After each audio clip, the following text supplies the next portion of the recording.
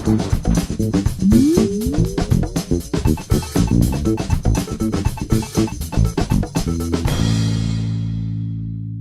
everybody, my name is Adam McLean and welcome to the YS Podcast.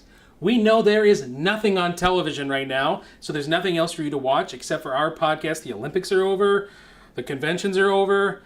Really all you got is us, because fall TV hasn't started yet. So without any further ado, we're going to kick it off to Les, who's going to teach you all about the whole point thing in games. When you're playing a game, you want to give points. Points are wonderful to give. They're motivational tools in getting kids to play games. But here's the key. One, give lots of points. I mean, ask yourself the question, would you rather play a game where first place is 100 points or where first place is 100,000 points? Well, 100,000 points, of course. Now, here's the deal. You're giving away points. You're not giving away dollars. They're not costing you anything. So give away lots of points. Second thing is, make sure the point spread is close. In other words, don't make first place 100,000, second place 1,000, third place 10. So if you're in third place, you only got 10 points. Somebody else has 100,000. You're going to quit right away.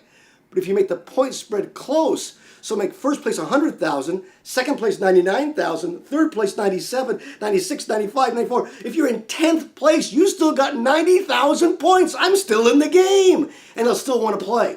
So lots of points, and keep the point spread close.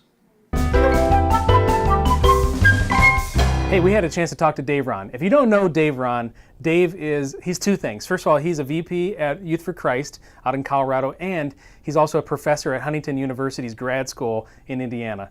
Anyways, we just had a chance to sit down with him today, and we wanted to pass along this information to you because it's super timely as you guys get ready to launch your small groups. So let's check out this thing from Dave.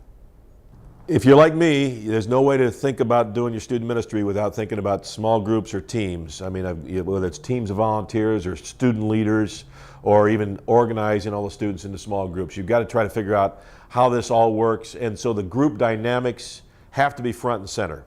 I've had, I've been able to pull out and distill the research on what makes for a good group, and it's just been fabulously useful every time. And it boils down to three things. If the three things are present, the groups have every bit of a chance of being effective and fruitful and fulfilling to those who participate. If they're not, chances are pretty good that one of these three is worth paying attention to.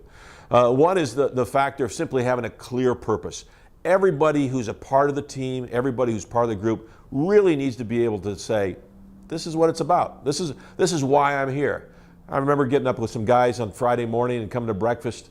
And in that case, it was a group of guys who were not Christians, and we were coming to breakfast in part to explore what it meant to become a follower of Jesus. It was important that those guys knew that was the purpose. And when there was any kind of floundering about what, whether we're going to meet and showing up on time, and do you care about meeting or not meeting and things like that, chances are pretty good it's because they didn't know what this thing was all about. When we invite them to something that was very clear, a few of us are going to get together, we're going to talk for 15 minutes, have a lot of fun over breakfast, but we're going to talk for about 15 minutes every time we get together about what it looks like to follow Jesus. And any questions fair? Questions? The purpose was clear, and it helped guys decide if they want to get up early and come. So one really, really important ingredient to any team or small group is, are we on the same page? Does everybody agree this is where we're headed? A second one is everybody's got to have a role. And this is really intriguing because it's not like you're going to go, okay, you take notes, now you're the secretary, you're the person who collects dues from everybody. That's not what I mean. Not that kind of a formal role, but people have to find out quickly how they contribute to the group. And so sometimes somebody who's really a funny life of the party guy comes into a small group situation where there's two other people who are funnier, more life of the party. And now they compete. I don't know what I'm supposed to do in this mix. This person's the clown that takes, eases the tension from everybody else. How do I fit in? What's my role? And it's really important to, as you lead a team or lead a group, to start to pay attention to that dynamic early on. Because it's not the case that one person's always only going to fit one role. In one group, you might be this kind of this kind of person and minister in this kind of way and step in this kind of way. Another time you might find a different role. Sometimes the role is just simply to be the person who kind of makes the phone calls and organizes. Another time you're the person that listens carefully when everybody else isn't listening carefully, and you get people back on track. And there's all kinds. There's an infinite number of roles you can play, but it's important that everybody knows what they do when they're in the group. When somebody's a part of a team or a small group and they know what their role is, they're fulfilled. That's very fulfilling to them. And when they don't, they flounder, and you can almost put a shelf life on how long they're going to be able to last. The third one is just this dynamic it's hard to measure. It's the we quality, not WIII, we-ness kind of stuff. This is just, how are we together? Does this feel like we love being together? Does this feel fun? Do we have an identity? If we were going to buy a shirt or name a name, would we be proud of that or not proud of that? I've known some student ministry leaders who are all excited about the group, thinking that they'd be really excited, very proud. If they were to describe their small group in colors, it's always in some sort of hot neon kind of colors. But the kids who are in the same group are kicking back information. It's brown, it's gray. They're going, oh, come on, we got to be on the same page here. It's got to feel like this is special. And so all by itself, sometimes launching a small group experience with the chance to go off and do and just make a memory. One of the best groups I ever did, again, it was an outreach group, but I got a hold of an RV and I took some guys and said, let's go up and camp this weekend and do some skiing. We'll just live in this RV and see if we can make some sense of it. That launched us because we had known each other, and we bonded together, and we did guy things in an RV that you shouldn't do, and all that stuff. But we bonded, and that's part of it. So those three things are huge.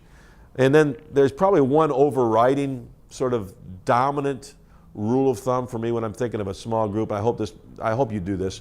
I mean, small groups are not made to be places where you just pass on information. If you want to teach, as in communicate one direction, do that some other way. Small groups are made for interaction, for learning.